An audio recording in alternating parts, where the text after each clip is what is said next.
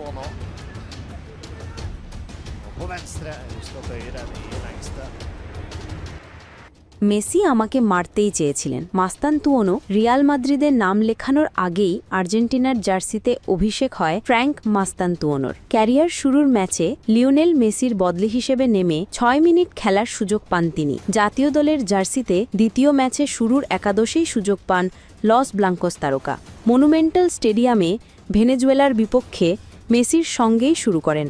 ৩-০ গোলে আলবিসেলেস্তেদের জয়ের দিনে মেসির ঝাড়ি হজম করতে হয়েছে মাস্তানতুওনোকে। বুয়েন্স আইরেসে ভেনেজুয়েলা ম্যাচটি দিয়ে ঘরের মাঠে শেষ ম্যাচ খেলে ফেলেছেন বিশ্বজয়ী মেসি।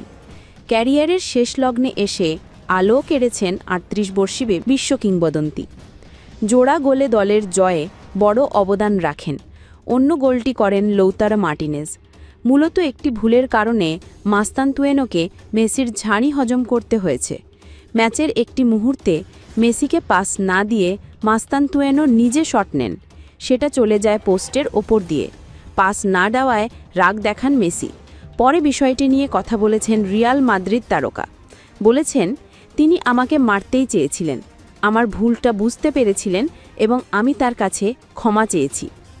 মেসির সঙ্গে খেলতে পারাটাকে স্বপ্নপূরণ হিসেবে দেখছেন মাস্তানতুওনো। বলেছেন, তার সঙ্গে খেলা অসাধারণ, এটা আমার জীবনের স্বপ্ন ছিল। রিভার প্লেটের মাঠে খেলতে পারা অবিশ্বাস্য। আমি সবসময় বলেছি, ছোটবেলা থেকেই সে আমার আদর্শ। আমি তার পুরো ক্যারিয়ারের খেলা দেখেছি। লাতিন আমেরিকা অঞ্চল থেকে সবার আগে ২০২৬ বিশ্বকাপের টিকিট পেয়েছে বর্তমান চ্যাম্পিয়ন আর্জেন্টিনা।